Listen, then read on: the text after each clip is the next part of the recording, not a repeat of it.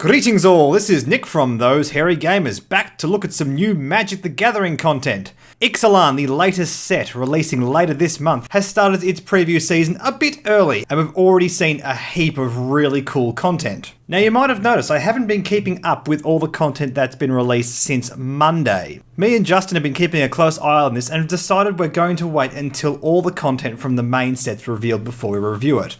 And then what we're going to do is a full set review tribe by tribe, and also talk about the significance of those tribes and how they fit into the story and that kind of stuff. The reason we're doing that is because viewing the cards as they are now in a vacuum may not give us a full idea about their potential. Viewing these cards in the context of their entire tribe gives us a good indication of how they interact with each other, which is why I want to do the whole set at once, rather than as they're being revealed. But for the time being, today we had the Planeswalker deck unique cards revealed. And as these cards don't really see standard or modern play, I thought it might be a good idea just to have a look at these by themselves. It also gives us a really cool look into the story of what's going on in Ixalan. As just a bit of a primer, I'll let you guys know what happened at the end of the Hour of Devastation story. Nicol Bolas attacked each member of the Gatewatch individually. Jace first. And what happens when he fought Jace is he splintered his mind and basically wiped his brain of all his memories, so Jace doesn't know who he is or where he came from. During that fight, Jace escaped by planeswalking away and ended up on Ixalan, for some reason we don't quite know yet. And that's why he is in this set and no other Planeswalker from the Gatewatch is. There are, however, other Planeswalkers that will be revealed later on. But for the time being, we have him revealed here in his Planeswalker deck, also as the legendary rare in the main set. Now what's interesting about this is the main set version of Jace seems to be on a pirate ship, so that kind of indicates that he may have aligned himself with the pirates or something like that. However, if you have a look at the Planeswalker version of Jace, he's in a forest river, which is the kind of location you find merfolk. So there's a bit of conflicting information here. Has he aligned with the pirates? Has he aligned with the merfolk? We don't quite know yet. The other Planeswalker deck we have features this new character, Huatli, Dinosaur Knight, who is a warrior in the Sun Empire, a race of humans that have created a massive empire in Ixalan that have tamed and battle alongside dinosaurs, which is pretty flippin' cool in my opinion. The Jace Planeswalker reads, Jace, Ingenious Mind Mage, cost 4 blue, comes into play with 5 loyalty counters. +1, draw a card, +1, untap all creatures you control, and -9, gain control of up to 3 target creatures.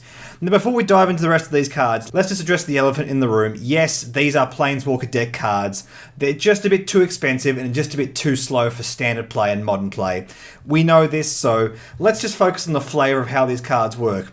Everything on this card is very useful, albeit a bit slow. The ult is really cool. It should win you the game in most situations if you're playing casual with your Planeswalker deck, so that's pretty cool. Huatli reads, Huatli, Dinosaur Knight, cost 4 red and white, comes into play with 4 loyalty counters, +2, put 2 +1/+1 counters on up to 1 target dinosaur you control. -3, target dinosaur you control deals damage equal to its power to target creature you don't control. And -7, dinosaurs you control get +4/+4 until end of turn. All relatively cool, but again, a bit overcosted and a bit slow.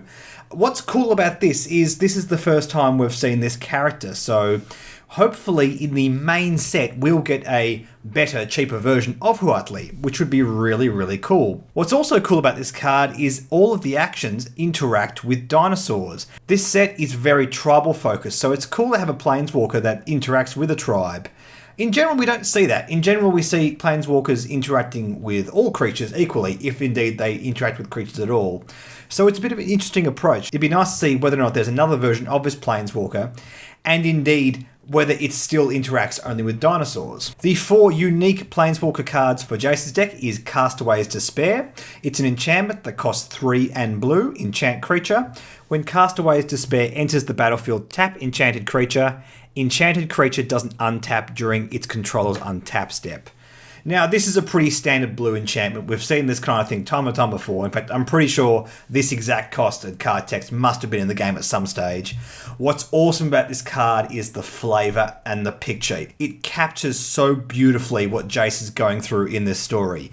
He doesn't know who he is, and just that that pose and that look he has there is so evocative. I love the art on this card. We also have Grasping Current for 4 and blue. It's a sorcery. Return up to 2 target creatures to their owner's hand. Search your library and or graveyard for a card named Jace, Ingenious Mind Mage, reveal it and put it into your hand. If you searched your library this way, shuffle it.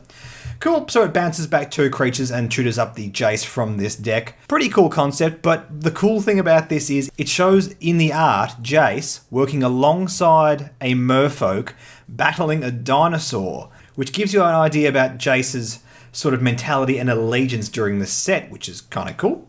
We have Jace's Sentinel, cost 1 and blue. It is a Merfolk Warrior. As long as you control a Jace Planeswalker, Jace's Sentinel gets +1/+0 and can't be blocked. Its base stats are 1/3. So yeah, it looks like Jace and the Merfolks are teaming up. And as I said before, this is interesting because the Planeswalker from the regular set looks as if he's alongside the pirates. However, if you take a look at this card, he's on the gantry of a pirate ship and there's a huge creature behind him. Perhaps this is an image of him actually besieging a pirate ship. That could be pretty friggin' awesome story-wise, so I'm really interested to see where this goes. We also have a copy of Woodland Stream, comes in play tapped, and can tap for green or blue mana. Some nice art on this, but nothing else too revealing. Cool. Let's move on to the cards for the Huatli deck. We have Huatli's Snubhorn, cost 1 white. It's a dinosaur with vigilance with the base stats 2/2. Cool. Nothing to write home here. A 2/2 creature for 2 with vigilance. Sits nicely on the curve. Will be nice in this deck. The cool thing about this is, though, we haven't seen any cheap dinosaurs in the main part of the set yet, so this could prove to be valuable, although given it's a Planeswalker deck card, probably not, but it's worth keeping an eye on nonetheless. We have Huatli's Spurring. It's an instant for red. Target creature gets +2/+0 until end of turn. If you control a Huatli Planeswalker, that creature gets +4/+0 until end of turn instead. Potentially standard playable? We need to see if there's any other Huatli Planeswalkers and how viable they are for standard play. But it could be cool, we don't know. Worth keeping an eye on. We have Sunblessed Mount. This costs 3 red-white. It's a dinosaur. When Sunblessed Mount enters the battlefield, you may search your library and or graveyard for a card named Huatli Dinosaur Knight. Reveal it and put it into your hand. If you search your library this way, shuffle it. And its base stats are 4/4. So a 4/4 for 5 and it tutors up the Planeswalker from this deck. It's a bit slow, but for the casual play of this deck, that's okay. We also have a new copy of Stone Quarry, comes into play tapped and adds red or white to your mana pool. Again, some nice new art, but no characters in the art to sort of give away what's going on in the story. So this is awesome. These cards give us a bit of a look into what's going on in the world of Ixalan, what's going on with Jace, what his allegiances are, and also what's going on with the Sun Empire. The fact of the matter is they have a Planeswalker as one of their dinosaur knights, which could have potentially interesting ramifications. So we'll see where that takes us in the story. Now in the article they dropped with all these cards, they also showed a cycle of the basic land cards. And what's interesting about these is they really capture the feel about what's going on with Jace's story in Ixalan. It's very much a story of exploration about self-discovery. And what we have is a cycle of lands where Jace is exploring in every single one. Often hidden in the corner somewhere, but he is in each of these cards. And what this tells us is Jace is trying to discover himself. He's trying to discover his past. We don't know whether there's going to be an easy fix for Jace, whether he can just, snap his fingers or find some kind of magical artifact that can restore his memory.